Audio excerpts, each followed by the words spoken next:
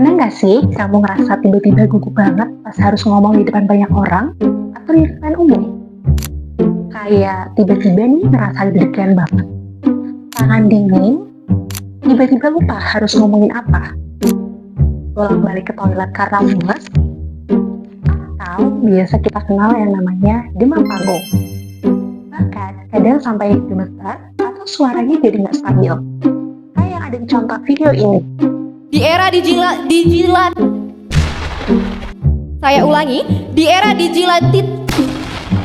Saya ulangi, di era digital ini teh praktik pemungutan liar. Apa yang cakap teraju? Ini transaksi ekle. Mampus. Dan di momen ini, rasanya semua orang lagi ngeliat ke arah kita. Seolah-olah semua mata ketujuh dan siap menilai apa yang kita ucapkan. Jujur, ini bukan perasaan yang enak, dan aku yakin sebagian besar dari kita di sini pernah ngalamin hal itu. Kalau dipikir-pikir, hal kecil kayak presentasi kita di kelas kadang bisa bikin kita overthinking berjam-jam sebelumnya.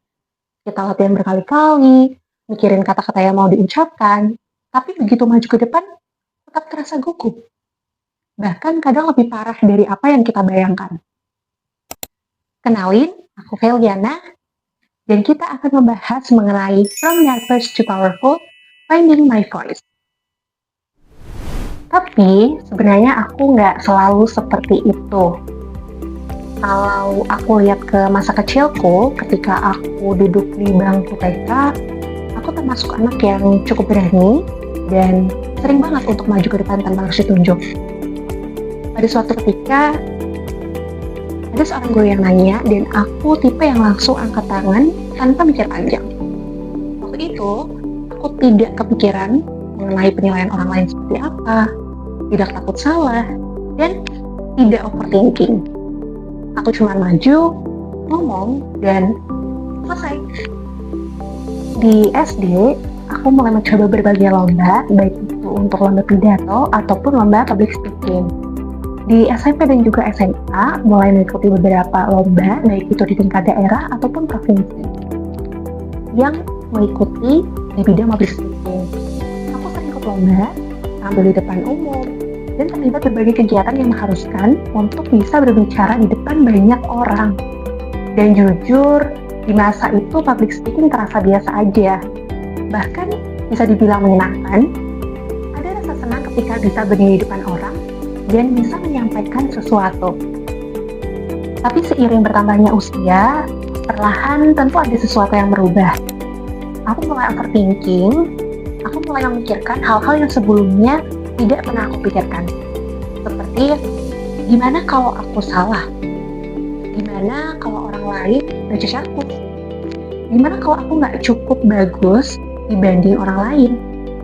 Pikiran-pikiran itu pasti terus muncul dan tanpa aku sadari, mulai mempengaruhi rasa percaya diriku. Yang awalnya aku bisa maju tanpa ragu, sekarang jadi banyak pertimbangan. Yang awalnya aku santai, sekarang jadi lebih agak tegang.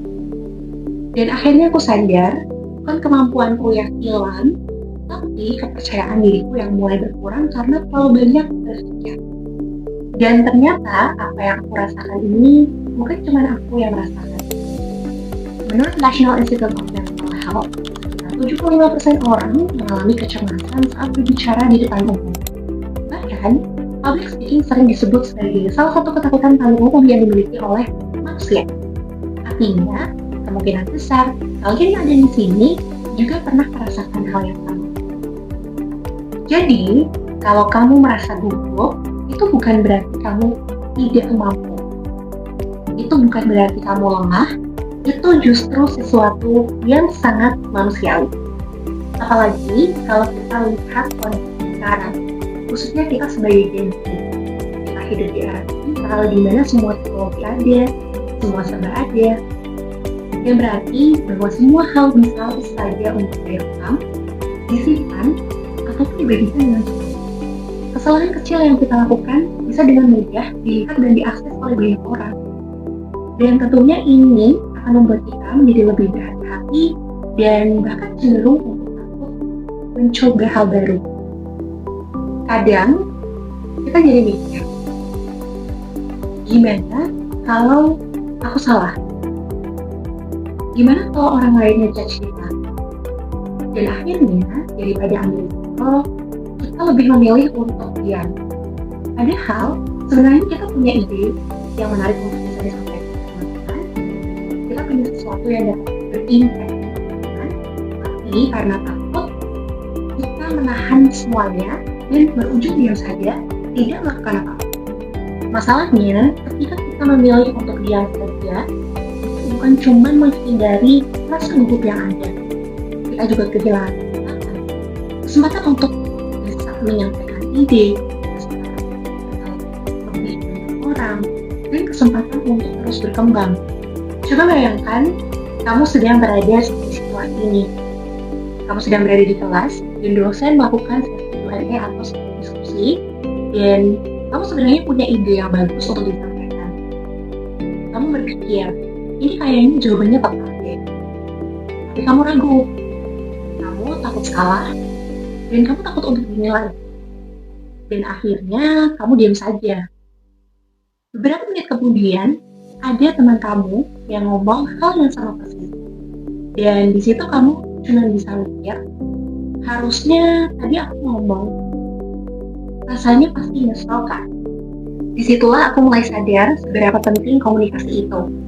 Komunikasi bukan sekedar kita bisa berbicara atau kita bisa ngomong ke audiens ataupun sebaliknya, tapi tentang bagaimana kita bisa menyampaikan apa yang kita pikirkan dan apa yang kita rasakan. Dan tentunya kita bisa menunjukkan siapa diri kita sebenarnya. Lewat komunikasi ini, kita bisa mengekspresikan diri, mengaruhi orang lain, membangun relasi, dan juga menyampaikan ide cemerlang yang kita punya. Kalau kita tidak berani untuk berbicara, orang lain juga tidak akan pernah tahu apa yang kita pikirkan. Dan kalau itu akan terus terjadi, kita terus tertinggal. Bukan karena kita tidak mampu, tapi karena kita memilih untuk tidak menunjukkan kemampuan kita. Dari titik itu, aku mulai bertanya ke diri sendiri, apakah aku terus akan seperti ini, diam karena takut, atau aku mau mencoba lagi, walaupun masih merasa gugup. Dan tentunya aku memilih untuk mencoba.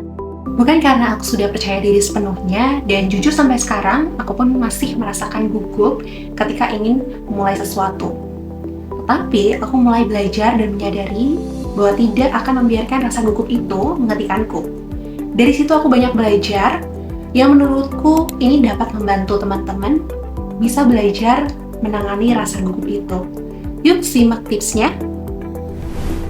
Yang pertama, mulai sebelum siap.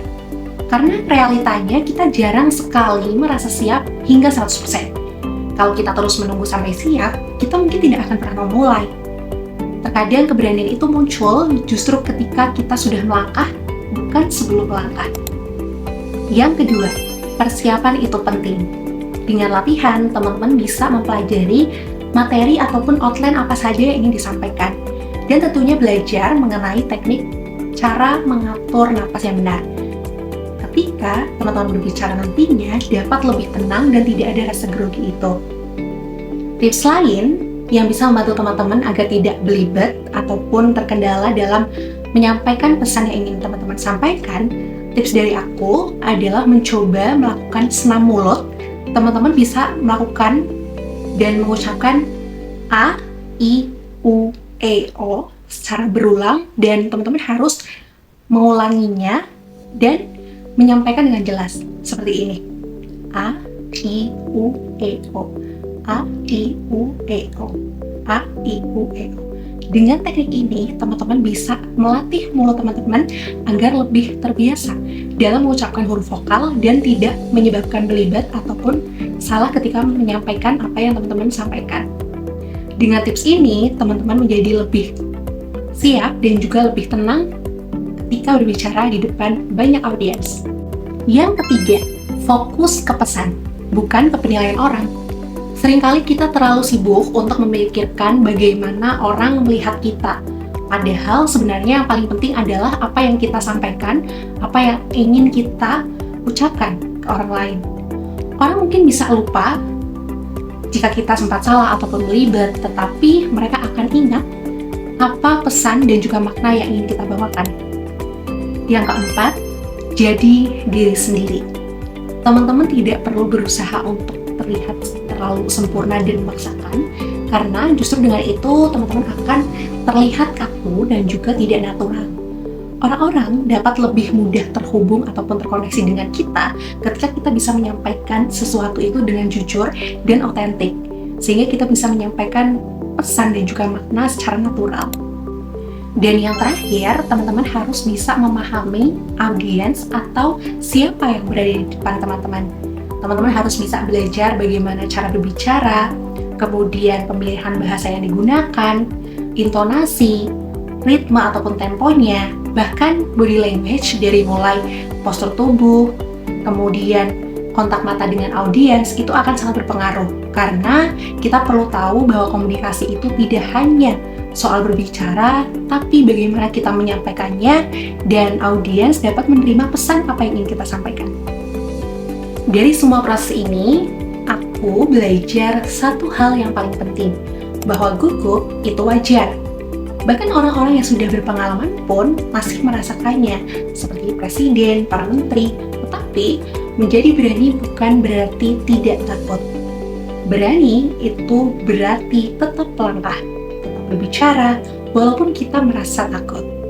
Ada satu kutipan yang menurutku sangat menggambarkan hal ini. Courage is not the absence of fear, but the decision to speak despite it.